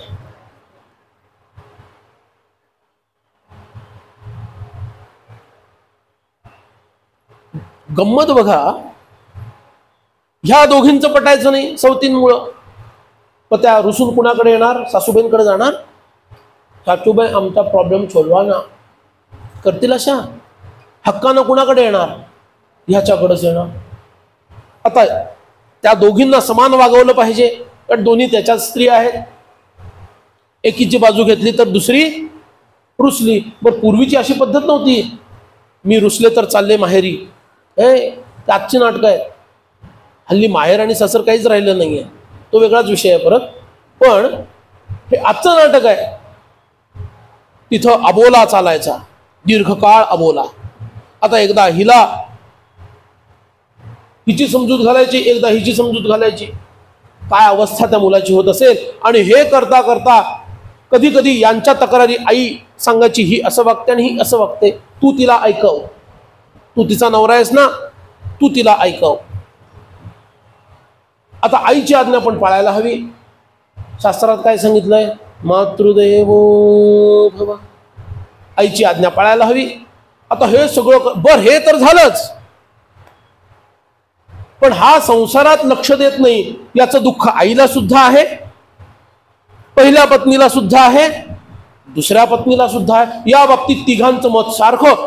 त्या बाबतीमध्ये तिघी एकत्र यायच्या. तिघाडी काय असते, तिघाडी का बिघाडी काय म्हणतात, येतात ना, हे हा पक्ष तो पक्ष तो पक्ष, कधी प्रेमानं नांदत नाही आणि गरज पडली की एकदम एकत्र. ह्या बाबतीमध्ये तिघी एकत्र यायच्या आणि 3 वाघिणी अंगावर आल्यानंतर एखाद्या कोकराची काय अवस्था होत असेल, अशी या बिचाऱ्याची अवस्था व्हायची. अरे त्याला जगणं अशक्य झालं घरामध्ये, रोज काही ना काही तंटा बखेडा. तो म्हणाला याला काही अर्थ नाहीये, आता गृहत्यागच केला पाहिजे. म्हणून त्या सुमुहूर्तावर कुठल्या तरी त्यांनी घराचा त्याग केला आणि चालत चालत चालत इतक्या दूर गेला की त्या तिघींनाही त्याला शोधणं असंभव झालं. हा गेला. वृद्धेश्वर नावाचं एक स्थान आहे, वृद्धेश्वर नगर जिल्ह्यामध्ये आजही डोंगरावरती आहे. नाथांचं स्थान आहे, नवनाथांचं महत्वाचं स्थान आहे. हे सिद्ध स्थान आहे. इथं जाऊन तपस्या करू म्हणजे आपल्याला काहीतरी लाभ होईल अशी भावना करून हा मुलगा तपस्येला लागला. तपस्या करता करता करता चित्त एकाग्र व्हायला लागलं. चित्त एकाग्र होता होता होता त्याला भाव समाधी लागायला लागली. बघा, एकट्याच्या जोरावर काय तयारी करतोय तो. वैराग्य जर असेल तर हे सगळं शक्य आहे. बरं, जीवनामध्ये जर वैराग्य असेल तर परमार्थामध्ये त्याचा रथ कोणीच थांबवू शकत नाही. आणि जीवनात जर वैराग्य नसेल तर पदोपदी त्याचा रथ अडखळणार आहे. अंतरापासोनी वैराग्य तेची जाणावे महद्भाग्य, लोलंगते वढे अभाग्य, आणिक नाही श्रीराम. जय जय रघुवीर समर्थ.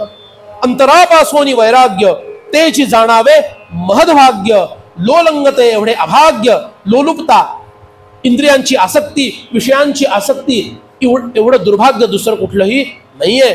आणि हा तर अत्यंत विरागी पुरुष आहे. उत्तम पद्धतीनं तपस्या करतोय. भावसमाधीच्या नंतर आता त्याला उच्च स्तराच्या सविकल्पाधिक समाधी लागायला लागल्या. समाधीचं अनेक वचन समाध्या होत नाही बरं का, पुणेकर आहात म्हणून सांगतोय. तर तुम्ही म्हणाल बुवाला एक वचन अनेक वचन कळत नाही की काय. एक वचनात पण समाधी, अनेक वचनात पण समाधीच म्हणायचं. आणि एक अद्भुत असा दिवस उजाडला. आणि त्या दिवशी सकाळच्या वेळेला अनेक सगळं झालेलं आहे. प्रातःसंध्या अधिक तर्पणाधिक सूर्यनमस्कार वगैरे हे सगळे झालेले आहेत. आणि अशा वेळेला हा बसलेला आहे. भाव समाधी त्याला लागत आहे. आणि भाव समाधी लागता लागता दुरून एक भगव वस्त्र परिधान केलेला एक महापुरुष, दाढी जटा धारण केलेला, असा झप झप झप पावलं टाकत आपल्या दिशेने येत आहे असं त्याला दिसलं.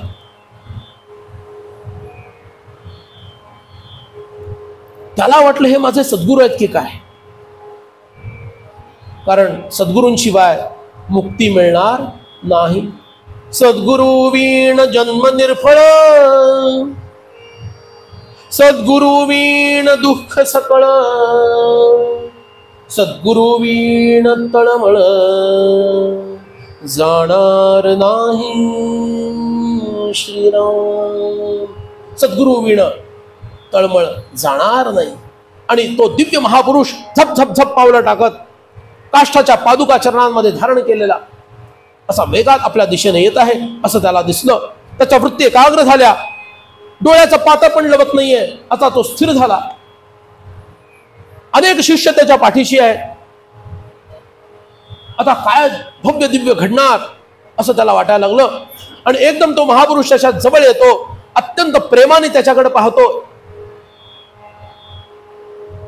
अत्यंत प्रेमाने त्याच्याकडे पाहिलं आणि एकदम आपला डावा हात त्याच्या मस्तकावर ठेवला. आणि डावा हात मस्तकावर ठेवला आणि ज्यासाठी तो तळमळत होता त्या शांतीसाठी, त्या निर्विकल्प स्थितीसाठी ती स्थिती त्याला प्राप्त झाली आणि एकदम तो समाधी स्थितीमध्ये निघून गेला. त्याला परमानंद झाला. असा आनंद आजपर्यंत त्याने कधी अनुभवलेला नव्हता. अशा स्थितीमध्ये तो पोहोचला. बऱ्याच वेळानंतर, प्रदीर्घ काळानंतर, असं म्हणा काही दिवसांनंतर तो पुन्हा देहभानावरती आला. आणि देहभानावरती आल्यानंतर ना तो महापुरुष दिसतो ना त्याचे शिष्य दिसतात, काहीच त्याला दिसत नाहीये. त्यांनी तर क्षेत्र संन्यास घेतला होता. जोपर्यंत मला पूर्ण ज्ञान होत नाही तोपर्यंत हा पर्वत किंवा हा डोंगर मी उतरणार नाही असा संकल्प घेऊन तो बसलेला आहे. त्याला ते स्थानही सोडता येत नाही. जी झलक मिळाली ती झलक परमानंदाची होती, पण ती स्थिर झालेली नाहीये. ते पुन्हा हवं आहे, ते पुन्हा हवं आहे, ते पुन्हा हवं आहे. सतत त्याला वाटतं मला ज्ञानाचा स्पर्श झाला पण पूर्ण रूपानं ते मिळालेलं नाहीये. मधाचं बोट लावणं म्हणतो ना आपण, म्हणतो की नाही? सध्या काय सॉसचं बोट लावणं म्हणायचं का? प्रतिसाद द्या हो, नाही तर मला कसं कळणार तुमच्याकडे कोणतं बोट लावतात ते. पण सध्या ज्या वेगामध्ये आपली संस्कृती बदलत चालली आहे त्या वेगात मधाचं बोट म्हणायचं की सॉसचं बोट म्हणायचं का केचपचं बोट म्हणायचं? मदिरा हा शब्द मी वापरू शकत नाही. जय जय रघुवीर समर्थ. जणू काही त्याला मधाचं बोट लावलं गेलं आणि आता त्या अवस्थेसाठी, त्या निर्विषय सुखासाठी तो तळमळतोय. आणि त्याचा नियम काय आहे? हे स्थान सोडायचं नाही. त्या महापुरुषाला कुठे शोधत फिरू आता मी? किती दिवस मी इथं बसलो माझं मलाच माहिती नाही. त्या अवस्थेमध्ये आता मात्र रोज त्याला त्या दिव्य रूपाचं ध्यान व्हायला लागलं. काय वाटायला लागलं त्याला? तेच माझे स्वामी आहेत, त्यांचीच कृपा मला प्राप्त व्हायला हवी. आणि सद्गुरु कृपा म्हणजे साक्षात जगदंबा शारदा आहे. तो मज आठवतो, तो मज आठवतो, तो मज आठवतो. मम स्वामी निशिदिनी अंतरयामी. बदलू नका. मम स्वामी निशिदिनी अंतरयामी. तो मज आठवतो, तो मज आठवतो. तुम्हीही म्हणा, तो मज आठवत नसला तरी म्हणा, तो मज आठवतो. मम स्वामी निशिदिनी अंतरयामी. तो मज आठवतो, तो मज आठवतो, तो मज आठवतो.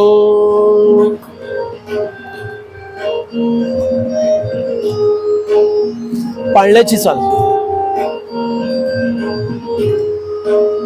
आठवतो तो मज आठवतो. अक्षय पदाचा, अक्षय पदाचा सुखदाता. निरसुनी माया ममता. अक्षय पदाचा, अक्षय पदाचा सुखदाता. निरसुनी माया ममता. तो मज आठवतो, तो मज आठवतो. मम स्वामी निशिदिनी अंतरयामी. तो मज आठवतो, तो मज आठवतो, तो मज आठवतो.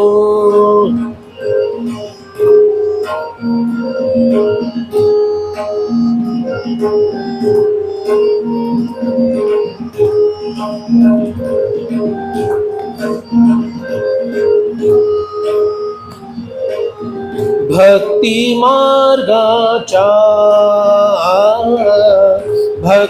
मार्गाच्या म्हणा भक्ती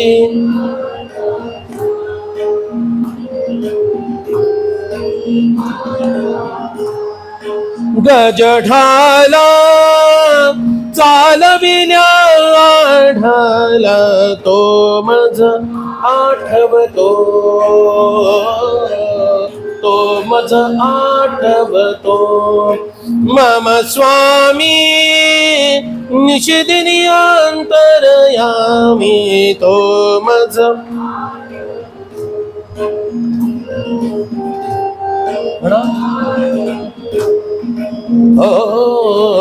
तो मज आठवतो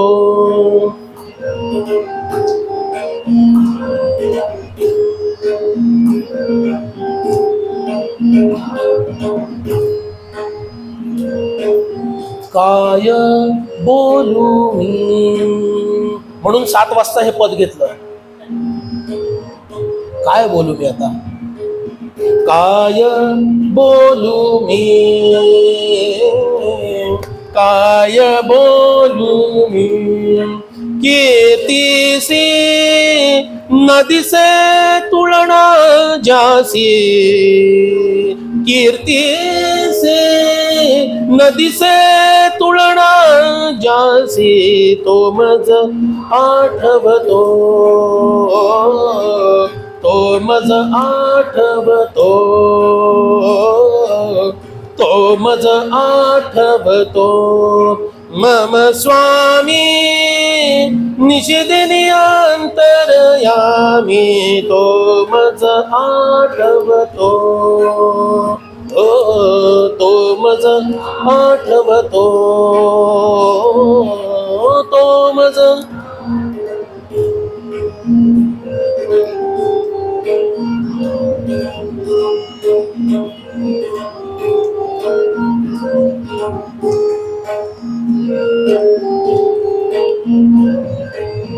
छत्र बहुतांचे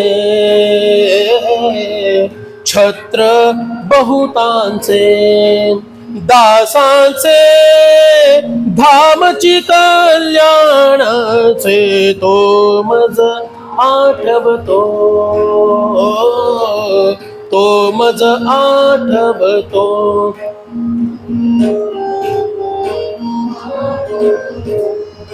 मम स्वामी निशिदिनी अंतरयामी तो मज आठवतो तो मज आठवतो तो मज आठवतो तो मज आठवतो तो मज आठवतो तो मज आठवतो.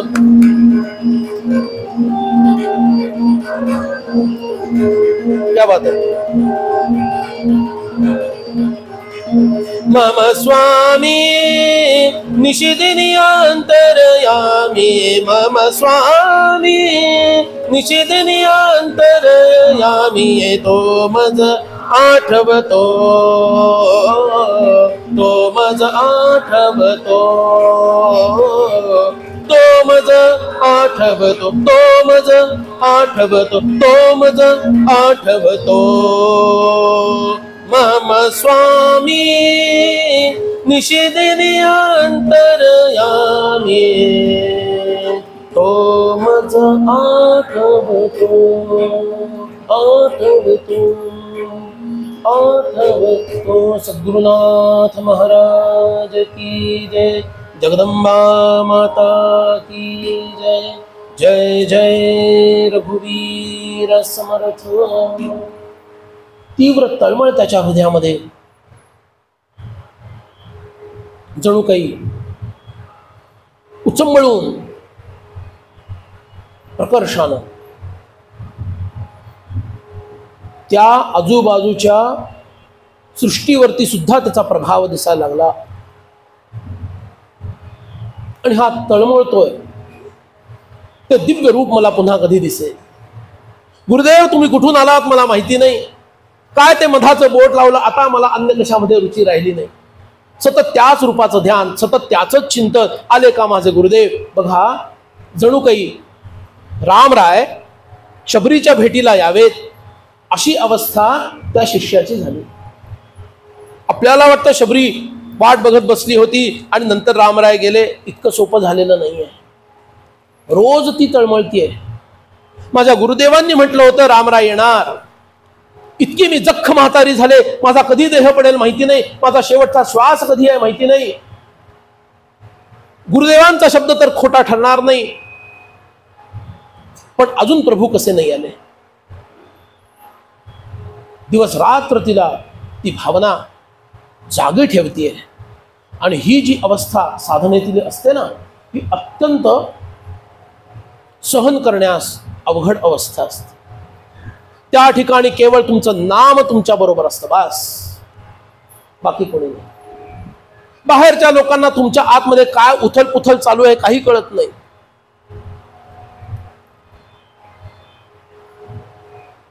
ते तुमच्या उपयोगालाही येऊ शकत नाही.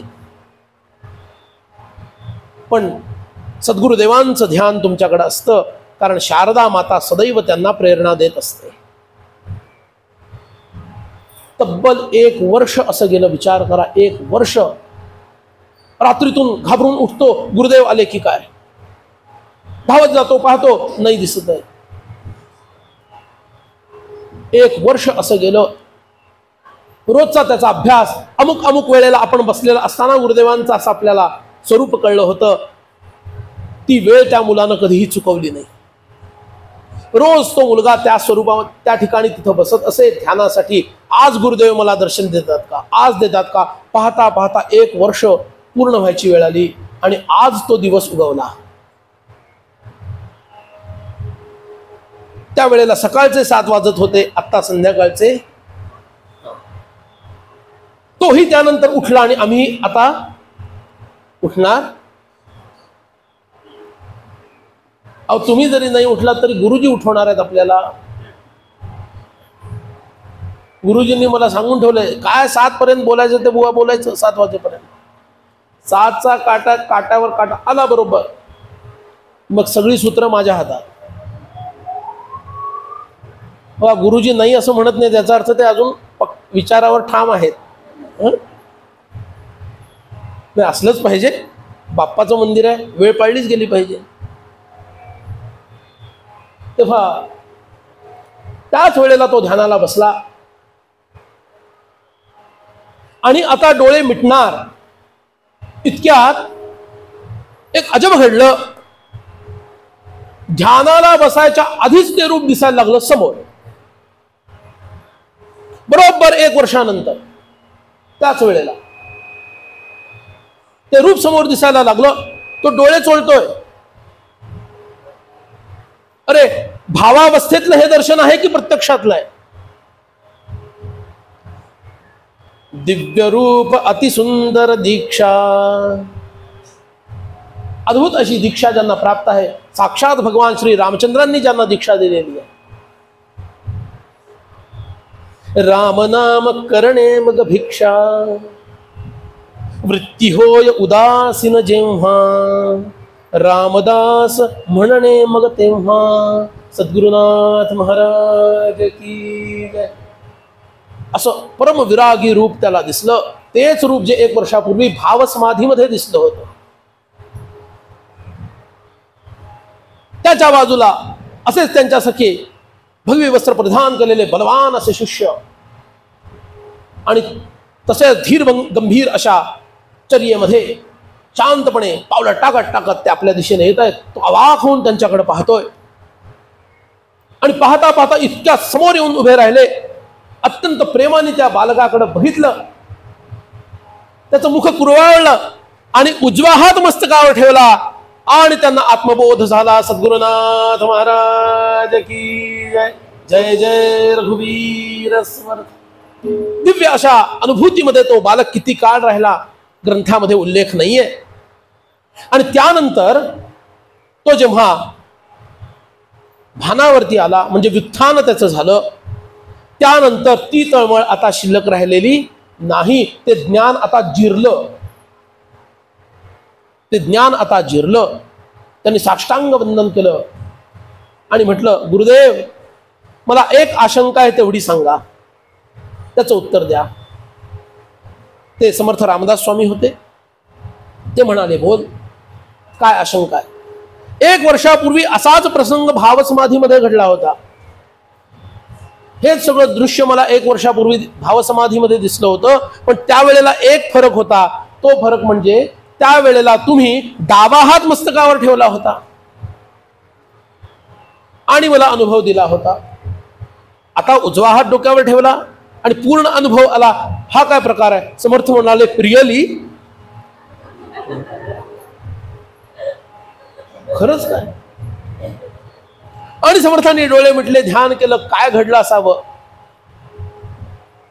आणि समर्थांच्या मुखावर हास्य पसरलं. अरे, जगदंबा शारदेच्या प्रेरणेनं भगवान श्री रामराय माझं रूप घेऊन तुझ्यापाशी आले, तुझी तळमळ शांत करण्यासाठी. तुझी तळमळ शांत करण्यासाठी रामराय तिथं आले. पण प्रेरणा कुणाची होती. भगवतीची होती का. शारदा हे सद्गुरु कृपेचं स्वरूप आहे. सद्गुरु कृपा शारदा मातेच्या हातात आहे. ती मुठ उघडते तेव्हा गुरुजी तिच्या मुठीतून ती कृपा घेतात, आकर म्हणतात, तुम्ही करू नका, आणि त्याला खायला घालतात. ती मुठ उघडत नाही तेव्हा सद्गुरु तिच्याकडे बघत राहतात, अजून वेळ यायची, ओके फाईन, ठीक आहे, तू म्हणशील तेव्हा. तिनं हात उघडला, मुठ घ्यायचा हातातून, खाऊ घालायचं. Who is the coordinator, who is the controller. Jagadamba शारदेच्या हातामध्ये ते आहे. ते स्वरूप तिच्या हातात आहे. अर्थात ती काही सद्गुरूंपेक्षा भिन्न नाही आहे, त्यांच्या अंतर्बाह्य ती आहे. हे आपल्याला कळावं म्हणून मी असं काहीतरी बोलतोय. ते का अशी बाजूला असते आणि असं काही होत नसतं. त्यांच्या अंतर्बाह्य ती व्यापून आहे, बरोबर ना. जी ब्रह्मांडाला आणि अनंत कोटी ब्रह्मांडाला जी व्यापून आहे ती त्यांना व्यापून असणार नाही का. बरं, तेही अनंत कोटी ब्रह्मांडाला व्यापून आहे. कशावरून. आता सद्गुरु वर्णवेना जेथे माया स्पर्शो शकेना, ते स्वरूप मज अज्ञाना काय कळे श्रीराम. न कळे न कळे नेती नेती, ऐसे बोल तसे श्रुती, तेथे मज मूर्खाची मती पवाडेल कोठे श्रीराम. हरिहर ब्रह्मादिक नाश पावती सकळिक, सर्वदा अविनाश एक सद्गुरुपद श्रीराम. तयास उपमा काय द्यावी, नाशिवंत सृष्टी आघवी, पंचभौतिक उठा ठेवी, न चले तेथे श्रीराम. म्हणून सद्गुरु वर्णवेना, हे घे हेची माझी वर्णना. अंतर स्थितीची खुणा, अंतर्निष्ठ जाणती श्रीराम. सद्गुरुनाथ महाराज की जय. जगदंबा शारदा माता की जय. आर्य सनातन वैदिक हिंदू धर्म की जय. जय जय रघुवीर समर्थ. शारदेच्या प्रेरणेनं माझे सद्गुरुदेव श्री रामचंद्र भगवान हे माझं रूप घेऊन तुझ्यापाशी आले, कारण ते तुझे सद्गुरू नव्हेत, मी तुझा सद्गुरू आहे. पण मी तुझा सद्गुरू असल्यामुळं माझं रूप त्यांनी घेतलं. पण उजव्या हातानं मस्तकावर स्पर्श करायचा अधिकार केवळ आणि केवळ सद्गुरूंचा असल्यामुळं, आणि ते तुझे प्रत्यक्ष सद्गुरू नसल्यामुळं ते तुझे आजे गुरु आहेत. कोण आहेत. आजे गुरु. गुरु जर बाप असेल तर आपल्या गुरूंचे गुरु कोण होतील. आजे गुरु होतील ना. ते तुझे आजे गुरु असल्यामुळं, म्हणजेच प्रत्यक्ष सद्गुरू नसल्यामुळं त्यांनी तुझ्या मस्तकावर वामहस्त ठेविला आणि थोडीशी चुणूक, थोडीशी अनुभूती तुला दिली. आणि त्या अनुभूतीमुळे जी तीव्र प्रेरणा तुझ्या हृदयामध्ये जागृत झाली, ती तीव्र प्रेरणा जागी करणारी सुद्धा परांबा शारदा लक्षात घे.